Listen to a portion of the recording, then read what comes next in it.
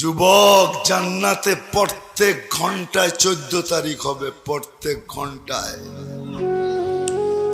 কেননা 100 পুরুষের যৌবন শক্তি দিবে আল্লাহ। কাজে তো লাগাইতে হবে। মনে হয় বুঝি না, হাসে উনি। কত? 100 পুরুষের কত? 100 পুরুষের।